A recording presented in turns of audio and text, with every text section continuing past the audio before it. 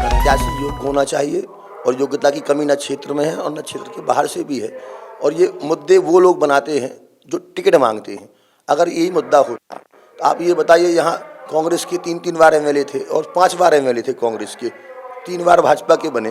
तीनों के सब मान लो अगर बाहर से आते हैं पर क्षेत्र में काम करते हैं। अब मेरे परिवार को, मेरे पिताजी को पार्टी ने 3 बार चुनाव लड़ाया यहाँ से, मुझे 2 बार लड़ाया और जनता ने मुझे भी स्वीकार किया। ये पब्लिक ही मुद्दा नहीं है। ये आप पब्लिक में जाओ, पब्लिक में ये कोई मुद्दा नहीं। ये मुद्दा जो टिकट आरती हैं, जो टिकट मांगते हैं, चाहे वो कांग्रेस से हो या भाजपा से हो, उनका एक मुद्दा है कि हम इस बेस पे टिकट मांगेंगे। वो जनता का जन कल्याण के काम नहीं करेंगे, पब्लिक के बीच में नहीं जाएंगे, पब्लिक के काम नहीं करेंगे, सिर्फ ये कहेंगे हम क्षेत्रीय आदमी तो हमको टिकट दे दिया जाए।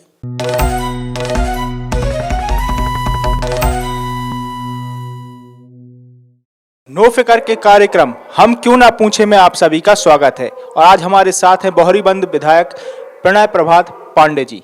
सर, हमारे कार्यक्रम में आपका स्वागत है। धन्यवाद भैया आपका।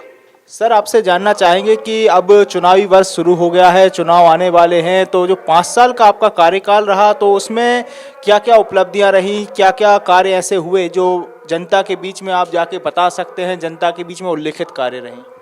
हमारी सरकार ने बहुत काम किए क्षेत्र में और हर तरफ काम किया। ऐसा कोई भी विभाग नहीं जिस विभाग में काम ना हुआ, चाहे स्वास्थ्य हो, शिक्षा हो, पानी का मामला हो, सिंचाई का मामला हो, पीने के पानी का मामला हो, हर विषय पर हमारी सरकार ने काम किए हैं। इसी को लेके हम लोग अभी विकास यात्रा भी हमारी चल रही है। इन्हीं मुद्दों को लेके, जो मुद्दे थे जिन पे हमने काम किए और हमने काम करके ज़मीन पर जिन काम को उतारा, उनको लेके जनता के बीच में जा रहे हैं और अपनी बात रख रहे हैं। सर, जैसे कि आपके क्षेत्र में शिक्षा के लिए आपके द्वारा या कोई ऐसी पहल की गई हो जो शिक्षा के, जो युवाओं के लिए या शिक्षा के तहत किया गया हो कार्य ऐसा? हमारे यहाँ कॉलेज, एक कॉलेज था पूरी विधानसभा में, वो था सिलमनाबाद में, उसमें विषय नहीं थे, उसमें हमने विषय बढ़ाए कॉमर्स के। बोरीवन में कॉलेज मेरे पिताजी के समय खुला, उसमें भी विषय नहीं थे। इस साल उसमें भी माननीय मुख्यमंत्री जी से के सब्जेक्ट लाए। और रीठी ब्लॉक में तो कॉलेज ही नहीं था पूरे ब्लॉक में, वहाँ इस साल नई कॉलेज की स्थापना हो रही है। जुलाई में नया कॉलेज चालू हो रहा है। रीठी में आईटीआई नहीं थी पूरे ब्लॉक में, आज पिछले साल से आईटीआई चालू हो गई। वहाँ पे बोरीवन में भी आईटीआई का हमने ग्रेड बढ़ा के आईटीआई में भी काम किया। हमने युवाओं के लिए, स्टूडेंटों के लिए बहुत काम किया सरकार ने। सर, रोजगार के लिए क्या उपलब्धियां हैं? जैसे कि कह सकते हैं कि यहाँ का जो शिक्षित युवा है वो या फिर मजदूर वर्ग है, उनके लिए यहाँ पे रोजगार के क्या साधन उपलब्ध हुए हैं या कुछ कार्य बड़े हो? उस पर ज़्यादा सा तो मैं नहीं कह पाऊँगा इस विषय में, चूँकि हमारे यहाँ जो खेती किसानी पे लोग आधारित रहते हैं तो वो अपने खेती पे ही करते हैं, खेती पे ही मेहनत करते हैं। और हमारे मार्बल के उद्योग कुछ को उन पे मिलता है, कुछ हमारे शिवरा में बाजू से लगा हुआ हरगढ़ है, आयरन के बड़े बड़े प्लांट हैं, वहाँ भी हमारे हज़ारों लड़के हमारे क्षेत्र के तो वहाँ ही काम करते हैं। कुछ कटनी से लगा हुआ इलाका है, कुछ कटनी जाते हैं रोजगार के लिए। और सर, आपसे जैसे जानना चाहेंगे कि जैसे कि पानी की किल्लत देखी जा सकती है इस क्षेत्र में, पानी की समस्या है, तो जल समस्या के निराकरण के लिए आपने क्या पहल की कि ग्रामीण अंचलों तक पानी की व्यवस्था हो सके, सिंचाई के पानी और पीने के पानी की व्यवस्था की जा सके? बहुत अच्छा प्रश्न आपने किया है। अभी हमारी सरकार ने, माननीय मुख्यमंत्री जी ने, केंद्र सरकार की जो जल शक्ति मिशन की योजना थी, रीठी ब्लॉक में 109 गाँव थे, पूरे 109 गाँव को 2900 करोड़ रुपए की लागत स्वीकृत की है, जिसमें तेंदू घाट से पानी आ रहा है। 24 घंटे का पानी नल के माध्यम से जल देने का काम करेंगे। तो 4-5 दिन में शायद उसका भूमि पूजन भी होगा अभी। सर, जैसे कि मध्य प्रदेश में एक और उमा भारती जी नशा मुक्ति की बात कर रही हैं कि नशा मुक्त होना चाहिए मध्य प्रदेश और शराबबंदी होनी चाहिए, और दूसरी ओर शराबबंदी की ओर पहल ना करते हुए सरकार आज भी उस ओर ही बढ़ रही है। तो आपका क्या मत है कि नशा मुक्ति होनी चाहिए, नहीं होनी चाहिए? आपका क्या मत है? नहीं, नशा मुक्ति होना चाहिए। हमारी सरकार भी उस ओर बढ़ रही है। अभी परसों माननीय मुख्यमंत्री जी ने बड़ा ऐतिहासिक फैसला किया कि अब अहाते में शराब नहीं बचेगी। अगर कोई शराब पीता जाएगा तो दंडात्मक कार्रवाई होगी उसके ऊपर। तो पूर्ण नशा मुक्ति होने वाली है सर? अब ये बड़ा निर्णय है, इसमें मैं नहीं कहूँगा, हो सकता है निर्णय जब समय आएगा तो वो भी होगा। और सर, 2023 का चुनाव आने वाला है, चुनावी दस्तक हो चुकी है, चुनावी वर्ष है, तो क्या सर आप फिर से एक प्रत्याशी के रूप में देखे जा सकते हैं? अब ये पार्टी तय करती है, हमारे यहाँ भाजपा तय करती है।